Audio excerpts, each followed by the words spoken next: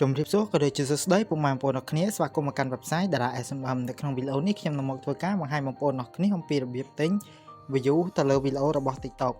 ហើយការទិញ view ទៅលើវីដេអូ TikTok គឺគ្មានអីពិបាកទេអ្នកទាំងគ្នាងាយៗដូចគ្រាន់តែអ្នកទាំងគ្នាមាន link របស់វីដេអូហ្នឹងហើយយើងយកទៅផាសជាមួយនឹង website របស់យើងគឺរួចជាការស្រេចអ្នកទាំងគ្នាឥឡូវនេះយើងចាប់ផ្ដើមធ្វើការ boost ទាំងអស់គ្នាដែលជាដំបូងខ្ញុំសូមចូលទៅ copy link តែម្ដងអូខេឥឡូវខ្ញុំបានធ្វើការ copy link រួចរាល់ហើយឥឡូវយើងចូលទៅកាន់ website Dara SMM តែម្ដងដោយជាដំបូងគឺបងប្អូនអរគ្នាចូលទៅលើ web browser ណាមួយមកដែលនៅលើទូរស័ព្ទដៃរបស់បងប្អូនអរគ្នាឥឡូវនេះខ្ញុំចូលទៅតាម web browser Chrome ហើយបន្តទៀតយើង search website របស់យើងមកគឺជា website Dara SMM ឥឡូវខ្ញុំសូមវាយ Dara smm.com មកអ្នកនរគ្នានេះអ្នកនរគ្នាគឺជា website Dara SMM ដែលនៅខាងលើគេហ្នឹងឥឡូវនេះខ្ញុំសូមធ្វើការចូលទៅលើវាតែម្ដង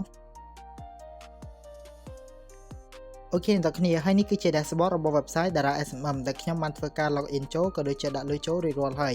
នៅពេលដែលខ្ញុំបានធ្វើការ login ចូលរួចរាល់វានឹងចេញតម្រងបែបនេះហើយសម្រាប់ពុកម៉ែបងប្អូនណាដែលមកថ្មីដែលមិនទាន់ចេះពីរបៀប login ចូលក៏ដូចជាពីរបៀបដាក់លុយចូលទៅកាន់ website ខ្ញុំនឹងធ្វើការដាក់ link នៅខាងក្រោម description ដើម្បីពុកម៉ែបងប្អូនគ្នាចូលទៅទស្សនាពីរបៀប login ចូល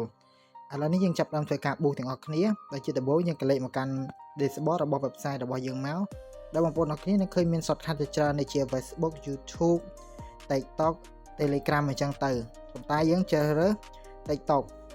យើងជ្រើសរើសសេវាកម្មរបស់ TikTok មកអ្នកនរគ្នាចុចលើ logo TikTok ហ្នឹងមកដើម្បីយើងជ្រើសរើសសេវាកម្មរបស់ TikTok ហើយបន្តមកទៀតអ្នកនរគ្នា scroll ដល់មកខាងក្រោមបន្តិចមកអ្នកនរគ្នាមើលកន្លែង category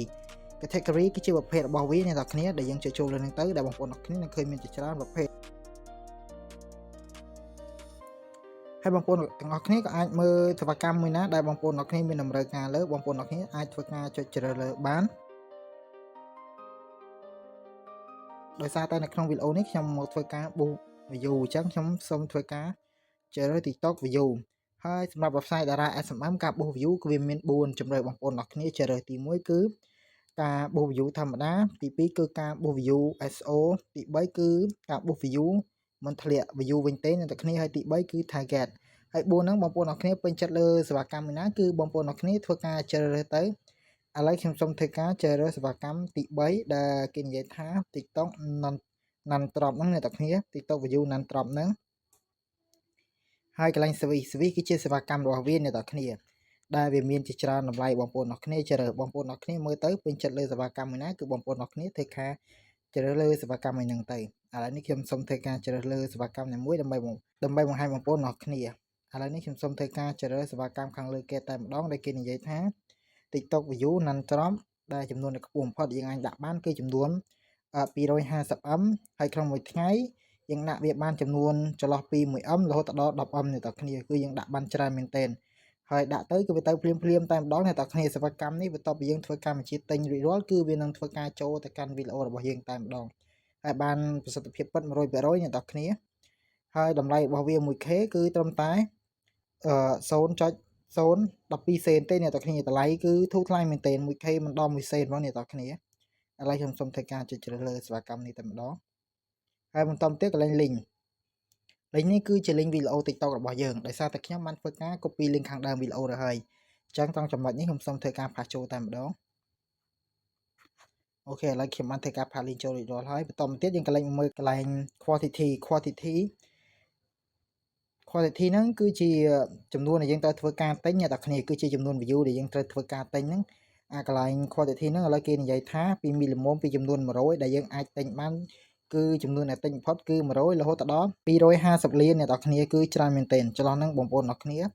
មានតម្រូវការប៉ុណ្ណាគឺបងប្អូនដាក់ចូលប៉ុណ្ណឹងទៅបងប្អូនអ្នកគ្នាប៉ុន្តែនៅក្នុងថ្ងៃនេះខ្ញុំធ្វើការដាក់ចំនួនតែ 10000 ទេបងប្អូនអ្នកគ្នាហើយ 10000 គឺយើងអស់លុយត្រឹមតែ 0.12 សេនទេតម្លៃគឺធូរថ្លៃមែនទែនអ្នកទាំងគ្នា 10000 ឥឡូវនេះបន្ទាប់ពីយើងបានធ្វើការបំពេញខាងលើរួចហើយខ្ញុំសូមចុចកន្លែងប៊ូតុង Place Order ដើម្បីយើងធ្វើការបញ្ជាទិញ